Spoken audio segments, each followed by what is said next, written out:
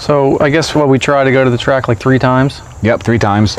Yeah, the first time it was like super hot out, like 90-some degrees. Like 100% humidity, like it is today. And I was racing my buddy in his Aspen. We never got like a direct race against each other, but I was just trying to make some passes and sort out my 60-foot, and they were like terrible. Like I had plenty of power. I could leave on as much boost as I wanted, but it just was spinning. Like. But you hardly even made it to the track because the fuel boiling. Oh yeah, that was another. That was the big issue. That was another whole issue. I forgot about that. Yeah, the fuel like would get super hot, and then it wouldn't. The lift pump was like those little carbureted lift pumps I use. They're like $50 from AutoZone, and I've used those before. And when that gets hot, it would not lift to the surge tank. So I kept running out on the way there. I kept running out of fuel. Well, I think it was like vapor locking in the surge too, probably. Probably. That was hot to the touch. Like that was over 100 degrees easily. But I mean, I know fuel gets hot, especially probably having the regulator in the trunk. Mm-hmm. It probably gets really hot, like quicker, because it's just returning it. I mean, right there, it's just short cycling it, I guess. But yeah, so I got I tried racing. I think I made some 8th mile passes that day, but even the 8th mile passes, I was only going like 7.2 or something like that at 96.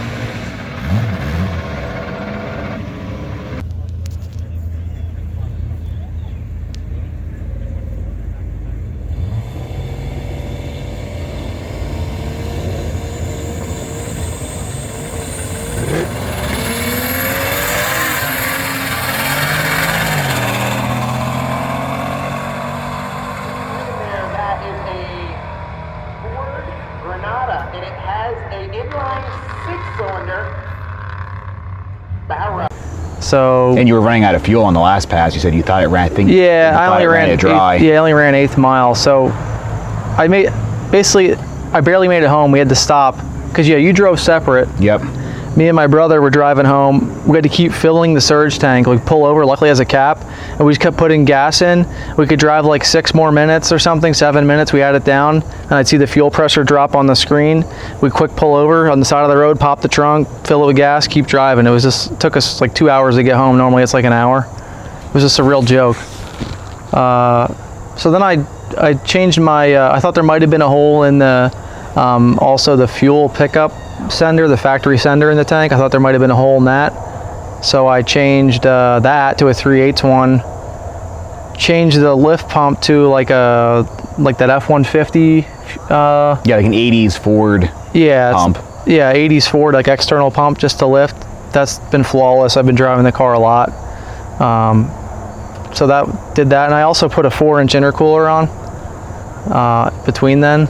Went back to the track a second time, and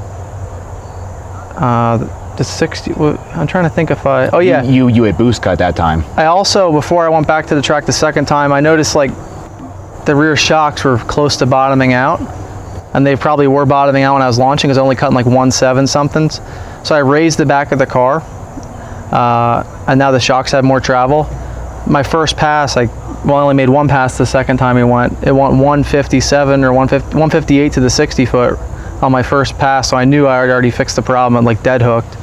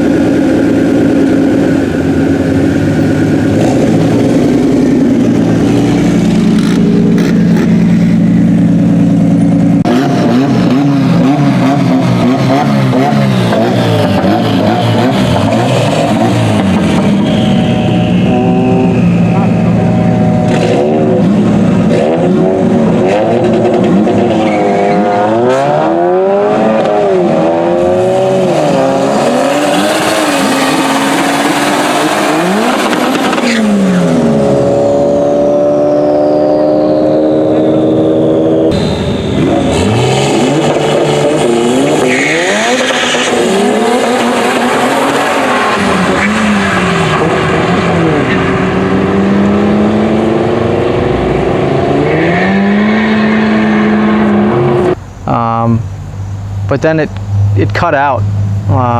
Like I had like a ignition cut or something, it felt like, or boost cut. I thought it might have been from the 4-inch intercooler, but I don't think that was the issue. And then they said I sprayed water on the track or something. Yeah, it dumped a liquid, and the one guy said it's water, and I was right there at the lanes, and I asked him, I said, is it water or is it antifreeze? And they both said antifreeze. Yeah. So we thought the hose was leaking, but then we watched the video, and it's just water that was laying in like the bumper or the frame or something. The frame, those subframe connectors we put on probably had water in them. So that, I spent like all this time trying to find a coolant leak, and I thought it might have been the small hose on the back of the motor, which is a nightmare to get. It's like for the heater core bypass hose, it's like 3/8, and that was a nightmare to fix. But we had one home, and then it started running on like 5 cylinders, 4 cylinders randomly, and yeah, when you would go over a bump or like hit the gas like on and off, it would like gain cylinders or drop cylinders the whole way home. Yeah, I don't think I got home till like midnight that night. It just ran like total shit on the way home. But I think I've had this igniter box on the car, and I wasn't happy with the connections on it. They use like a set screw connection, and maybe I should have like soldered them all, but I didn't bother to do that.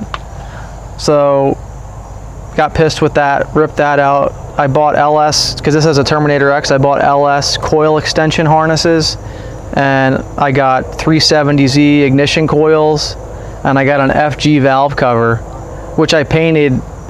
It's like the exact color that the BF like LPG green valve cover is. I painted it the same color green just because I liked how it looked, you know. So put all that together. I bought 12 ignition coils. I bought 12 used ignition coils because I figured my luck, one of them would be bad or something. And I wanted 6 more. I figured I'll buy some for another project because they work on the 2J stuff also. And got the car barely together before the track. Was driving to the track with my brother. Then I had like an ignition breakup issue. Pulled out one of the coils and I saw like the part of the coil was cracked. So I didn't, luckily I had a couple more.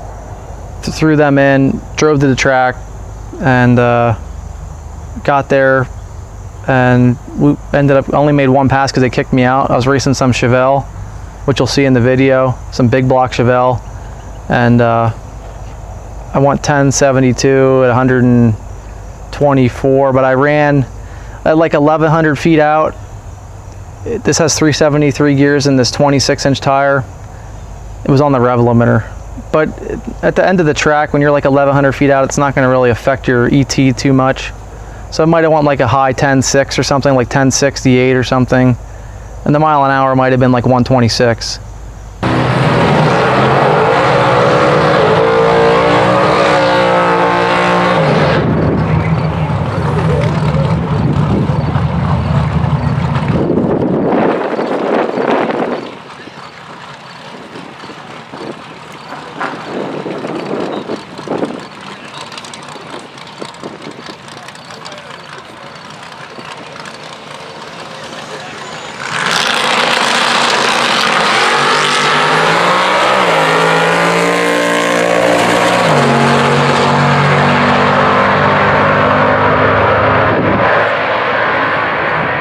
So, you know, I could put a 355 in, I could get a taller tire, I could bump the limiter. I'll probably get the same size tire, but I'm going to go to 355 and bump the limiter. But honestly, I was happy just to even go, I wanted to go like 10.9 in this car. That's all I really cared about. Well, we never mentioned it either, that it weighs much more than you thought. Yeah, I thought this car... It didn't even make sense how much it weighs. I've weighed other stuff. There's a local scale near my house. They leave it on for the truckers. It's a digital scale, like digital display. And my checker weighed like 3,850 on there, 3,900 at the most, from what I remember. I weighed this car with me in it. It weighs 4,060 pounds. So it's heavier than I thought. The internet said this thing weighed like 3,200 or something like that. I know we added weight with the 4L80, the turbo. The motor's probably almost the same because... Yeah, aluminum head. I can't see it being but much more the than rear, that. we added a lot with the rear, probably 50 pounds there. I don't know, 40 pounds. The 8.8's probably heavier than a 7.5. Yeah, I don't think you added 600 pounds though. Yeah, so, you know, I guess this car is just heavier than I thought. So that's why I was pretty happy. But I think, I feel pretty confident if I go back to the track. I don't know if I'll go this year, but I feel pretty confident I could probably go like 1050s. I feel like I get a better 60 foot too, because it has plenty of power. I can leave, the converter's really good, and it's not too loose, I feel like. So I kind of was worried I'd be on the rev limiter before the traps, and that's what ended up happening. I think we were on 22 pounds of boost, 21. I don't think it ended up being, because we lowered it a little bit because I was worried if the intercooler might hit boost cut again, because the temperatures are getting a little cooler out. So I was worried about that, but no, I'm pretty happy with it. But I don't want to break the motor because it's not like I can get a spare at the junkyard, and it's a stock, you know, bottom end. But overall, it worked out pretty good at the end of the day. But yeah, they kicked us out. But you know, they shut the clocks off. You'll see in the video because they knew I was gonna but they still gave me my slip. Yeah, as soon as you hit the 8, they turned the clocks off. Yeah. But, you know, they're nice people there. I understand, like, their situation. They don't want to have any problems because the car has no safety equipment at all. So, probably take this down to Ocean City, Maryland, cruise that around. It just has street tires back on it now. Probably race Josh's Volvo soon at some point. That's why I took the wheels and tires off. They'll fit on his Volvo. So, there's not much left on him anyway, so I'm going to get a new set. But yeah, it's ended up being a lot of hassle getting the car sorted out because I drive it. I like to drive this stuff to the track. I don't like the trailer. I like to see, you know, driving a 10-second car is pretty common now, I'd say. Like, you know, 8-second stuff I could see being trailered, 9-second stuff maybe, but I don't know. I kind of feel like if you can't drive a 10-second car to the track at this day and age, it's kind of like, why'd you build it maybe? I don't know. You know, I don't know. There's so much technology now, like. But yeah, it does suck when stuff breaks. That's the only thing I could understand, like, but yeah. What the track's like a little over an hour away we went to. Yeah, it's about, from my house. Yeah, it's about, from here for you, it's probably over an hour, right? Yeah. A little over, but yeah, it's nice. The nice thing about that track is once you get off like it's not a major highway, but it's a busy highway. Once you get off that 2-lane highway, you're on back roads the whole way there, and it's like 50 miles an hour on these back roads, and there's plenty of spots to pull over, so you're not too stressed out. So, but yeah, it worked out pretty good, and I'm glad I got these different ignition coils on here. It's just so much simpler. You're just using the internal igniters, and I was always concerned. Remember I told you about that ignition box? Mm-hmm. I was like, I probably should have put it in the car. That was some of my other problem. I made the harness ahead of time, and but you said when you took it apart, it was all like melted. Yeah, it looked like it. Yeah, another thing was I used like hot glue, and it's on the intake manifold side of the car, like underneath the intake manifold. It shouldn't get that hot over there. Like a lot of the hot glue melted out of the connection, so maybe it got water in it at some point. I don't know, but I'm not blaming the box. I think it's just more of a bunch of stuff that happened. But I didn't know initially that this is the valve cover everybody used. Luckily I got one. I had a chip in the front corner. I just epoxied it. You can't even tell. It was chipped like right here, but I had the piece, so I just epoxied it on. I think it might have been that side, I don't know. But yeah, luckily I found this color. So then I had an issue getting a gasket for this. I'm like, oh, I'll just reuse my old one. It should come right off. It looks like it was like glued on and it broke. Like, so I just ended up RTVing this cover on, and that ended up being a joke. And I had to pull it off like twice because one of the O-ring, like the seals for the spark plugs, like slipped out. I didn't notice. It was like a rush to get to the track. I'm kind of limited on time anymore, so. But yeah, it ended up being pretty rewarding. Like, for the first clean pass, I think this car could go, like I said, at least like a probably realistically in good air could probably go like a 1050, which is pretty good. I know, like the mighty bigger intercooler too. Yeah, bigger intercooler. That lined up pretty easily. But yeah, this valve cover worked out good. So.